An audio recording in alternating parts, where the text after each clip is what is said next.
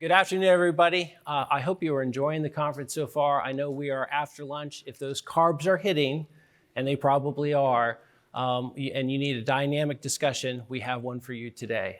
My name is Matt Barron. I am brand new in my role as the industry lead for global defense and intelligence at Appian.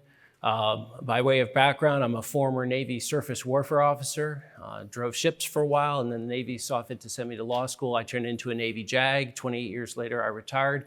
I did work for about a year as a DoD contractor on the CFIUS mission, and now I'm here at Appian as a former extremely pleased customer because we deployed a brand new case management solution using Appian, and wanted to tell you that's one of the reasons why I'm with the company now is because they were an incredible partner. You've heard that word a lot, an incredible collaborator. And so it's really a wonderful opportunity for me to join the Appian team and to work again constantly for the DoD, for the intelligence community, for our allied partners, et cetera.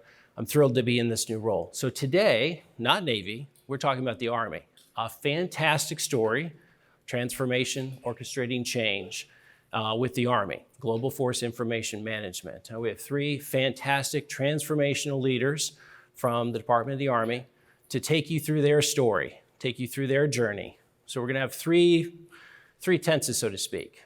The past tense, where they were, where they started, what life was like in Global Force Information Management in the G3 Capabilities Management Office. And then throw a little doctrine, a little governance, a little guidance from on high. Move to the present, what they've done so far with Appian, what the benefits have been, the impact that has been provided in their collaboration with Appian. And finally pivot and move to some of the future that we have, the future work, the future use cases, and where we will be going from here. So past, present, and future. And then at the end, if you're already on an Appian journey and partnering with Appian, possibly some advice and some lesson learned to continue you forward. And if you've not joined up with Appian yet, you are a potential new customer. Lessons learned and some advice on how you could get started. So I will do introductions from down here, and then I will join them on the podium. I wanted to limit movement so that there was only one person who would possibly trip on the way up, and that would, of course, be me. So from the Department of the Army headquarters, G3 Capabilities Management Office, its director, Lori Mongold. Lori? Yep. So I actually am the first G3 Capability Management Officer Director ever, but it's probably because we self-titled ourselves. We made up our own office, we gave ourselves names, we gave ourselves titles, and we made ourselves the G3 Capability Management Office. So I've been doing this for about 5 years in this particular position, but I've worked for the Army for 35 years. So I know, and I'm only 40, so I started really early. Yeah. And your deputy, Andy? Yeah. Andrew St. Laurent? Hi, I'm Andy St. Laurent. I am the deputy and all the deputy to all her titles. I started out in government service as the deputy program, or GFIM program, DPL, and spent 23 years in the Army as an officer on the functional side, the warfighting side, and I cannot tell you how grateful I am for a program like GFIM. And finally, our product director, Global Force Information Management System, Rob. Yep, Rob Porter. I'm the product director for the GFIM system. I'm within the PEO-EIS, which is part of the acquisition arm of the Army. And then previously to this position, I was the product director for the General Fund Enterprise Business System, the GFIM system. Got it. Thank you. So I'll precariously join you up here and move to the side. Alrighty. So Lori, why don't we start with you and give us an overview for the most part. I don't know how much Army background that we have. Maybe describe G3, Capabilities Management Office, what you do, kind of just the 101 day-to-day business for your office. Okay, so probably like with any organization, you have business processes. You have folks that need to be trained and need to understand what's happening to run an operations, to just make a corporation work, a corporation like an Army in this particular case. So the G3 is sort of the core, the hub, sort of your operation department. Think your chief operation officer at your company. That's what the G3 is for the Army. And the G3's ultimate responsibility is to make sure that we have the right people at the right place at the right time for the right mission. In order to do that, we have to have business processes that allow us to understand what are we going to need in an Army, when are we going to need them, what type of skill sets are we going to need, what type of equipment are we going to need to perform any mission that might be called upon an Army to participate in, for either our supportive combatant commanders around the world or even Army service requirements. So the Army participates in events for the Boy Scouts every year, and that requires resources. The Army also responds to things like Iraq, Afghanistan, Russia invading Ukraine. So we have to be prepared to support those missions. We have to be able to support other services as well as the Joint Staff and OSD. Then on the flip side, we also do things like hurricanes in Florida or tornadoes in Tennessee. We have to be able to support Title 32 activities, which is activities in support of the governors of each of our 54 states and territories. So at any given time, an Army could be doing multiple missions and need resources to do that.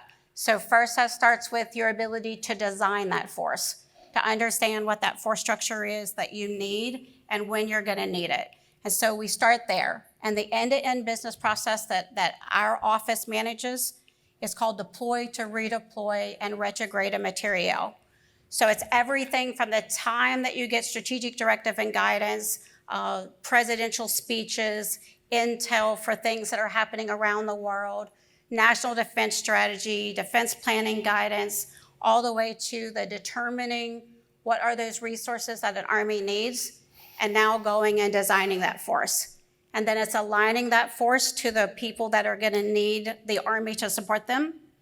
And then it's doing things like preparing those forces, so training, readiness, making sure they're resource manned, equipped properly. Do we have facilities built? Do we need infrastructure built out?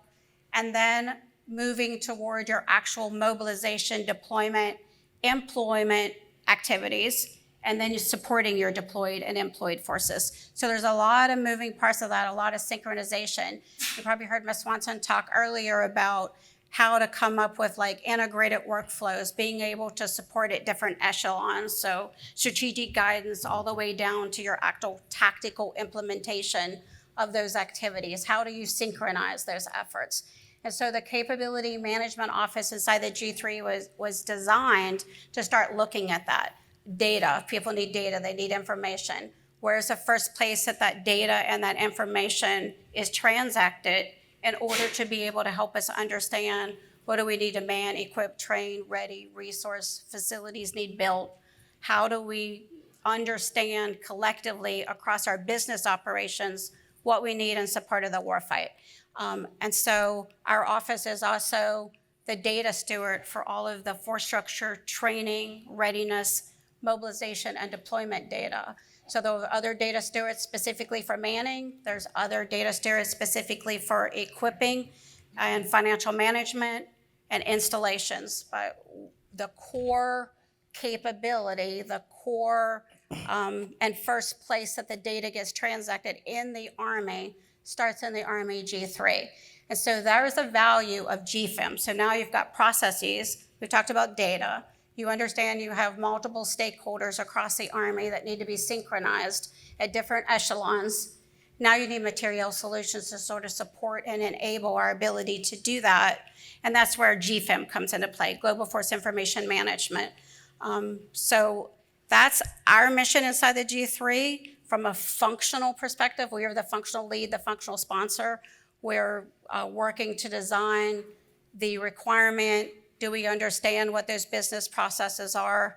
And then we move over to where you support us. Yeah, so I mean, Lori's kind of walked through what a functional business requirement is in the Army, and when it gets validated at the highest levels and kind of given to the acquisition community, it's our role to kind of come in and evaluate it, right? So the things we have to look at are like, hey, it's a workflow process. How are we going to address this with technology? And we have to account for certain things like how are we going to do something for a system that's going to manage, the Special Forces organization and how they do things, as well as how do we send someone to go, the Boy Scout camp and do like the PR campaigns and something like that. So at its base, GFIM is a workflow system. So we have to look at that, and that's where we've really found something here and been able to identify a technology set, and it's not just one, but there's a lot of them around here that we can do this with, and that we've incorporated into our program from both a business capability set, being able to do the workflows, to the technology and being able to operate within Agile and DevSecOps as we kind of progress towards those new and emerging requirements, like we heard downstairs earlier with UDRA, and how we're going to allow what was not in our mission set a year ago to now be implemented within our program very rapidly. A great overview, thank you. So before we jump into the work that you've done with Appian, one question, you mentioned the strategic guidance that you received, and if you wanted to, the two of you wanted to speak to kind of the overarching guidance you got on high, Secretary of the Army, down in terms of transformation and especially partnership with industry. Yeah, so first, the Secretary of the Army put out like 6 major priorities when she came on board, and one of those is partnerships with the industry. And there's been different ideas of exactly what does that mean. From the acquisition side, they partner in a different way with the industry. But from the functional side, this is normally where we haven't done a good job engaging with industry. But the thought process is, if we spend more time together, right, we spend more time having these conversations, it actually helps you all understand our requirement better. So then you get to decide earlier in the process whether or not you're a good fit. And we get to have those conversations. There's very candid conversations about requirements. Everybody's wearing a jersey. Are you wearing a jersey for the right team? Is it your time to play in the process, or do you come along later?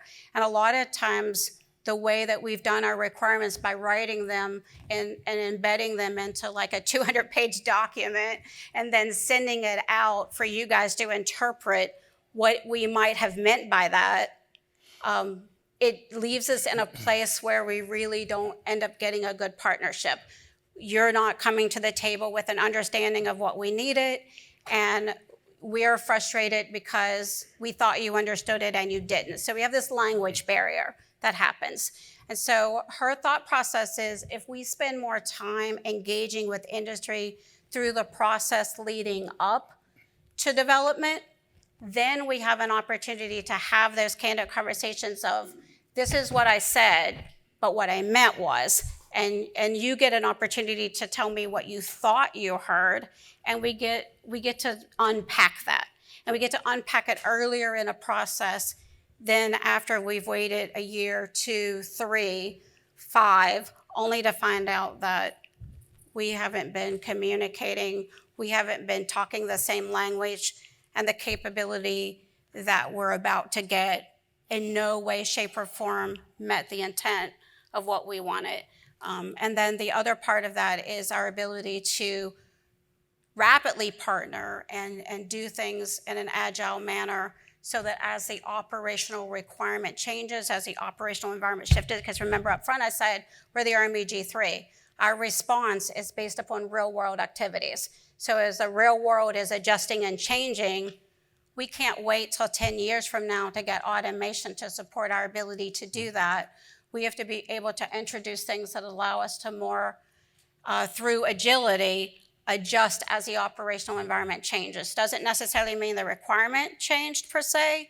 It just might mean we've got to reprioritize, or we need to focus on this part of a workflow before we get to this part of a workflow, or this information is more important up front now.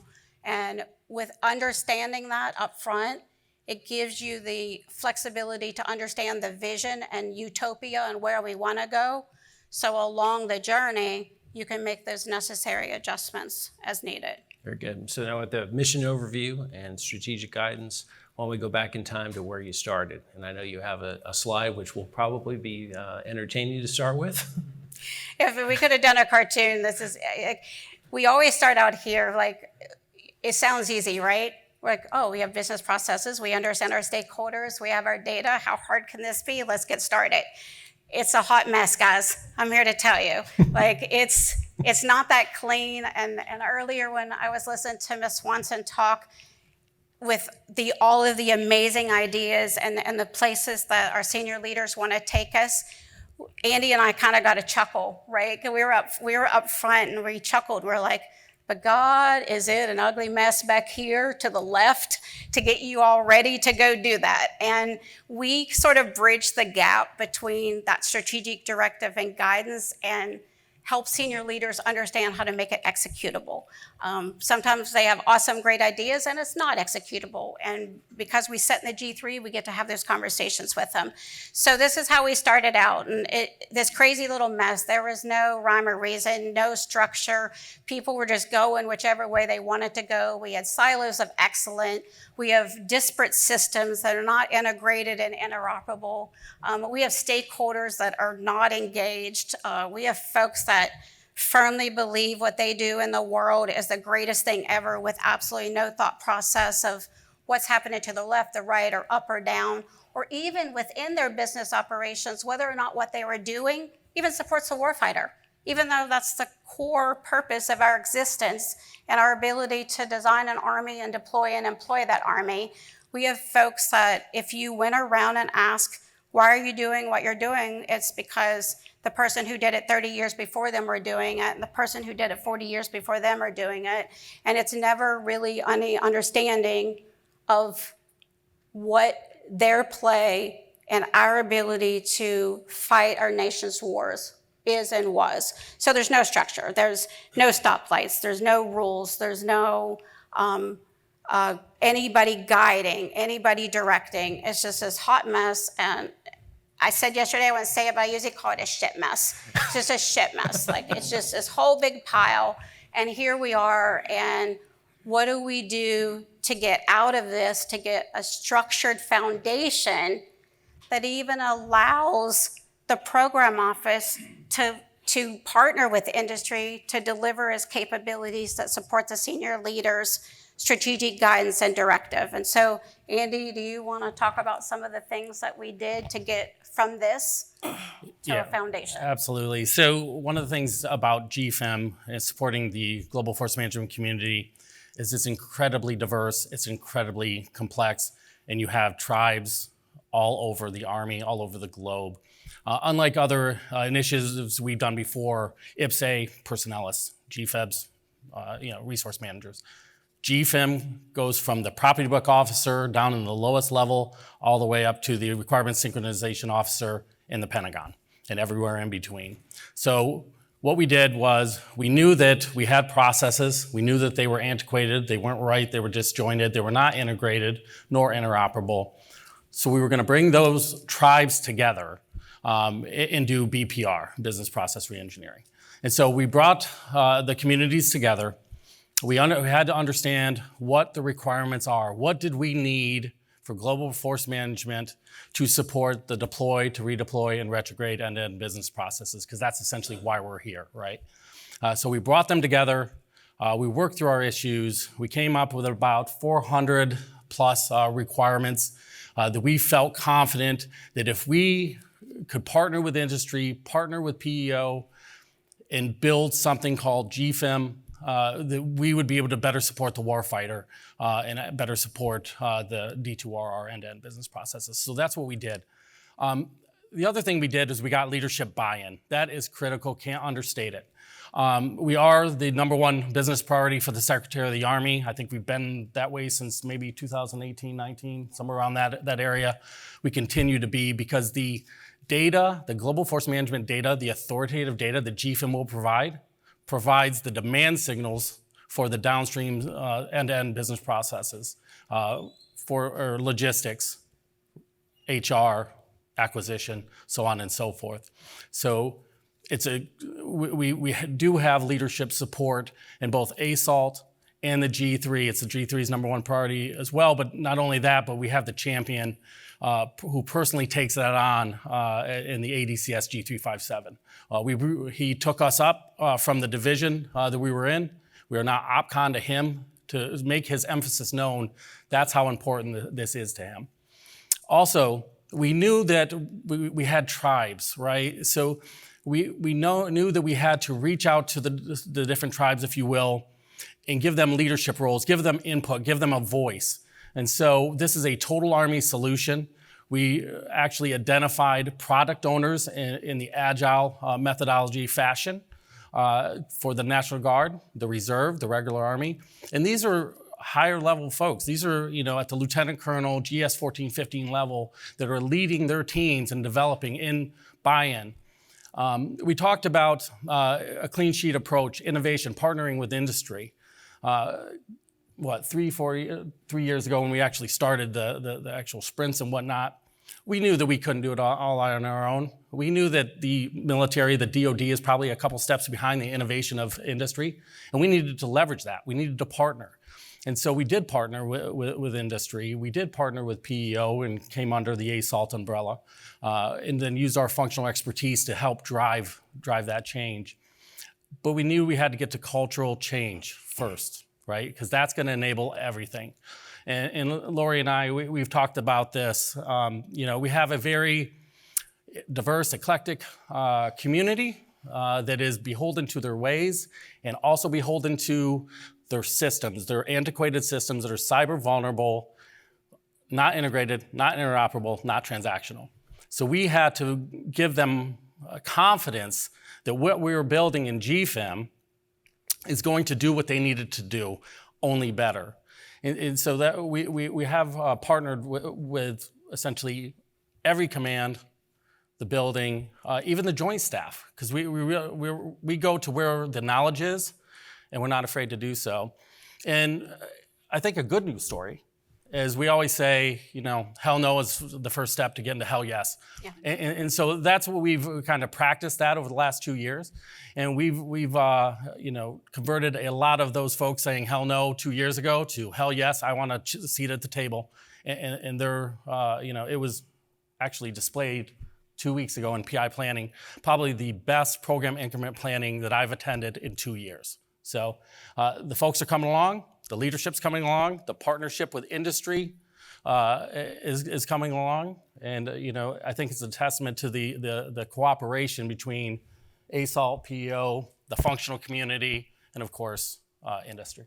Yeah, I used to be embarrassed to come out and tell the story because it was so ugly, the space that we had to reside in. And when you talk about an end-to-end business process like of an Army, their core end-to-end business process of actually deploying and employing, telling the public that that's 55% swivel chair activity. And not just the public, industry partners that deal with automation and technologies and your ability to not make that so disparate.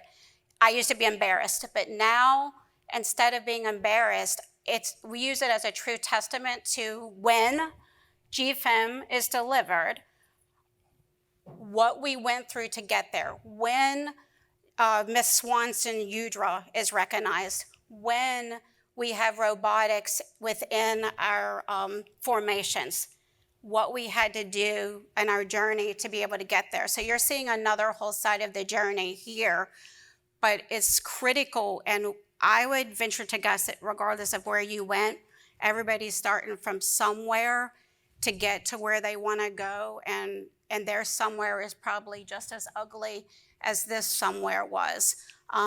So this is where we started. 55% swivel chair. We started with legacy disparate systems. We started with not a functional and technical integration. It was us and them, two completely different offices with different leadership responsibilities and guidance. And we brought it all together. And we didn't stop with just on the material solution. We look across everything that would need to be changed inside of the Army to help sustain the material solution when it's delivered. Like, do we have the right organization? Do we have the right kind of people? Do they have the right skill sets? Do we have the appropriate training in place? Not just new equipment, fielding of the application, but actual training on their day-to-day job, because we are going to change the way they do their job. We business process re-engineered. Do we have folks that are data literate? That was huge for us, like actually understanding the data, knowing how to tell the right stories for the right senior leaders to make informed decisions. Leadership. Do you have the right leaders leading your organizations to deploy and employ the forces of the future rather than just the forces of the way that we have historically fought our wars, the way that we changed We set out, I mean, Absolutely. we actually set out to find innovative leaders, Yep. right? Because it does have to be the right people lead as product owners, the right people as championing our causes. So we actually sought out the innovators of our community to push this forward, and I think that's paying dividends. huge dividends. So we went from this To to where you are now. this, and then this has brought us, the three of us together, partnered with industry, and now we have clear pathways. Yeah, and I mean, I think going back to the strategic messaging, we've heard, Lori talked about earlier about the Sec Army and the guidance that we have as far as modernizing. And it wasn't just the functional community engaging with industry, but it was, and historically what we've done is in the acquisition community, we engage with industry and we bring the requirement. And what that does is kind of make this game of telephone. And we have a role within the acquisition community as material developers. I'm supposed to make sure that we instill all the rigor that we're supposed to in these large programs, but it isn't about cutting, the functional community out or the industry side out. We got to make sure that everyone's working together. Part of it also is in getting the user community engaged in the development of it, right? There's roles that I have and roles and responsibilities that I have and decisions that are within my lane, and there's some that are within Lori's lane, but making sure that we all work together is important. And I call it like tightening the feedback loop. So if you think about waterfall development, 6 months, 9 months, 10 months, 12 months, it'd take forever. And then you'd come out with a product at the end and they'd be like, well, that's not what we're looking for. And then we're there. And as the Army's adapted to Agile and implemented Agile across, its programs, and I know that within the PEOEIS and the Army, we've done it.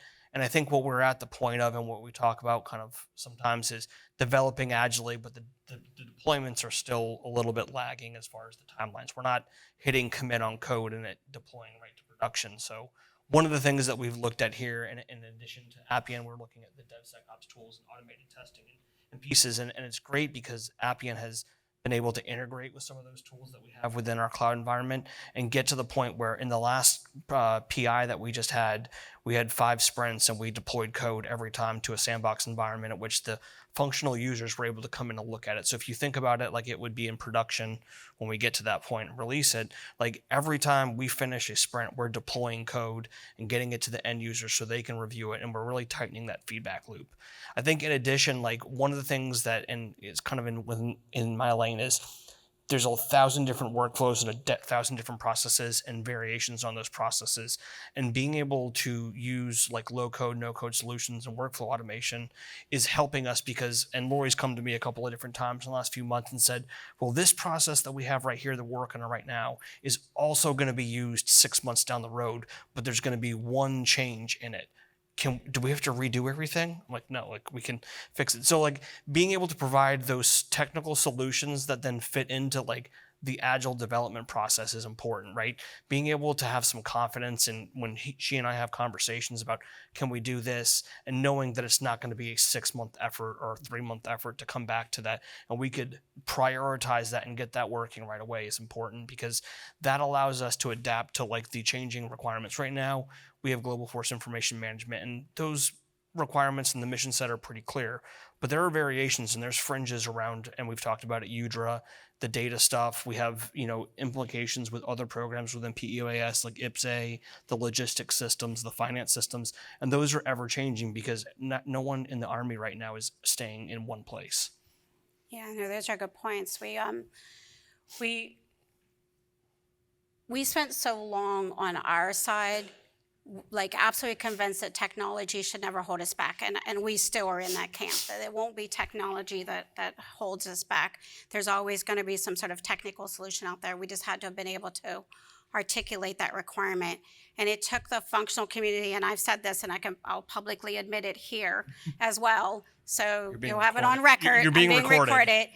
That it actually is our community, the functional community, that sort of ended up slowing things down. If you'd asked me that a couple years ago, I'd have blamed the acquisition community, mostly because of the processes, not because the actual office, PEO, EIS in of itself, but the acquisition processes didn't seem to support our ability to meet the operator's intent, being able to rapidly deploy, being able to rapidly understand the requirement, being able to rapidly develop a capability.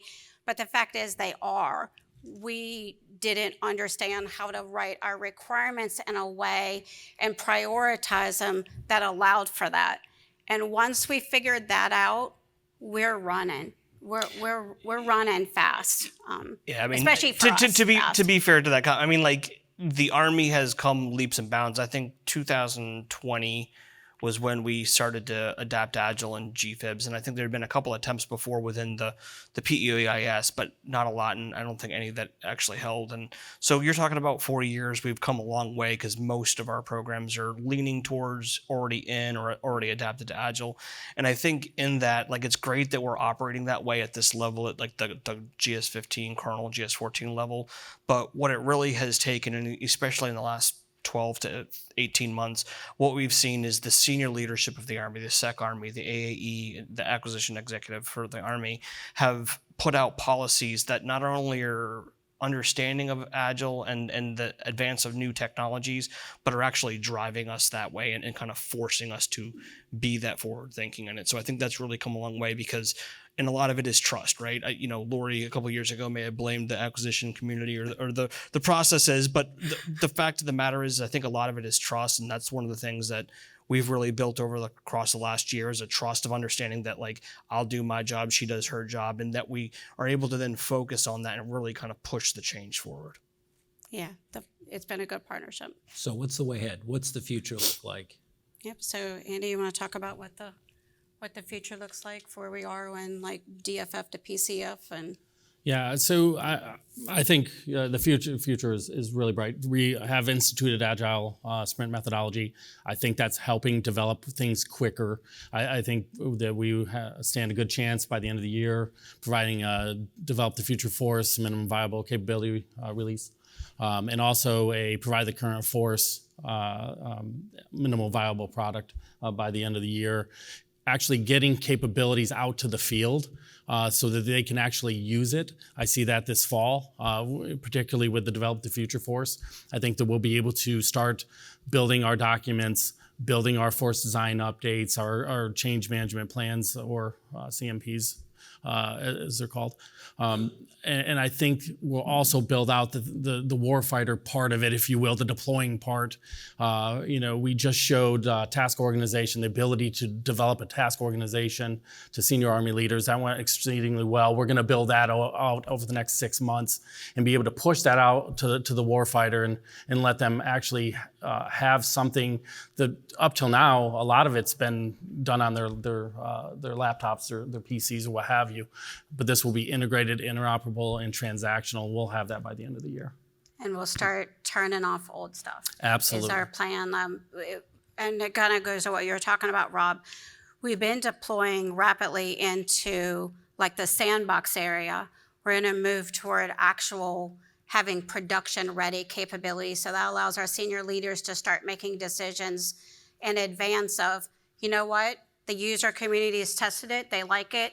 We're going to deploy it into production, and we're just going to start turning off old stuff. We're going to move people past where they've stayed for so long because we've been able to do proofs of concepts for them that we can take them so much further than where they've been. We're getting them out of the industrial age into the innovative era, and then hopefully onto the cognitive era is our desire. But we are at least going to get them out of the industrial age, and it's been a progress to do that. But they're there, they're in. We have functional community that call us on a daily basis and say, "What's next? What's next? When do you need me again?" They're excited about turning on the capabilities, and behind the scenes, we're constantly working to create this working foundation that allows them to show up and partnerships to just happen and things to get developed and testing to occur and acceptance of the capabilities to immediately follow. And you alluded to it a little bit, learning how the requirements might have started at 400 and some, but when you actually get down to it, and if you've leveraged technologies like Appian that have workflows that have allowed you to be integrated and interoperable, you replicate those. So once you've designed the force, the next part of the force is task organizing that force to go do whatever mission you needed to go to, and that changes. Those things change all the time, but what doesn't change is the processes and the steps that you go through to send those organizations somewhere. It's just what they're comprised of, where they might be going, and when they might go that changes. But the actual process in of itself is the same. So if you designed your force, now you can deploy and employ your force. So when we move from what we called development of the future force to providing of the current force, we guesstimated on our side that about 70% of the foundational elements that were designed for thinking about a future force are reusable from a technology standpoint to providing your current force. So maybe not always what industry wants to hear, because it sort of reduces the value that you provide us from a monetary perspective, but it increases the value that you're providing us from a customer industry relationship, and those always pay huge dividends. If the Army G3 is happy about something the industry is providing, then when we're sitting at a table with other partners across the federal government, DoD, other agencies, these conversations happen. Every service deploys and employs their forces. The Joint Staff deploys and employs forces. OSD, the SecDef down, has to think about this. If you take that process and you replicate it to firefighters and policemen and other three-letter agencies that have to prepare to respond, you start to see the similarities amongst those workflows, amongst the use of that data, amongst the stakeholder buy-in and implementation. So with the 3 minutes that we have left, let me give you each one chance. If we've got potential new customers and partners out there, the one piece of advice, the one lesson learned that you would want to highlight as they potentially start their journey with Appian. Andy, why don't you start with your top number one? No, number one, because I'm an organizational change expert. So I think getting the functional community into the process and take ownership of said processes early on, and then drag them along as they're pulling away from you, drag them to success. That'd probably be my number one. Got it. Rob? Yeah, I think, kind of listening to Lori, and when we get done with what the requirements are we have, I think that the thing for me is using the technology to adapt to the process that we have the best way so that we can deliver and continue to innovate. I think one of the lessons that I have from my career in a number of different programs is we deploy these systems, and then they sit there in some form of sustainment or whatever you want to call it, capability to support. And what we really have to do is we have to really kind of position ourselves and leverage the technology to kind of keep innovating, because our systems last 10, 20, 30 years. So if we think about how advanced we are right now, it's not going to be advanced in 5, 10, 15 years. So what we're looking for is to kind of, and like Lori kind of talked about it, it may sound easier, but like the work's always going to be there. So what we're really looking for is to getting to where we know we are so we can continue to innovate past that and keep it going. So. And Lori, the final word to you. Yeah, so excellent points. I always think about, like, if I was in your all shoes, like things that I would want somebody to tell me. And there are a couple of things that came to mind as I was doing these events. The first is even doing your homework, right? Taking the time to understand the requirement. You're not, some of you have been in the military, some of you have not, but like coming to the table to talk to us with at least an understanding of who you are speaking to. And that might sound silly, like you may be sitting out there going, well, duh, of course we're doing that. But trust me, I've had some engagements with industry partners. that go, no, wait a minute, what is it that you do? Where are you from? And what was this I was going to do for you? And I'm like, nothing. You're going to do nothing for me because you have no idea who we are. So, I mean, you didn't do any homework at all. That's a big deal. The second thing is kind of going along with what Rob said. We're our own worst enemy. We don't know. There's a reason we're partnering with industry, because you guys are significantly smarter than us about a lot of things. And we need you to challenge us. Even if we say we don't want you to challenge us, we need you to pull up your big boy pants and challenge us, because we will resist it. We resist it because we don't know what we don't know. And sometimes we find ourselves a lot of times we find ourselves staying where it's comfortable. Take us to the deep end. Show us what it's like out there and teach us to swim, because we need that. We need to push that envelope. Thank you so much. Let's give a round of applause to our panel today.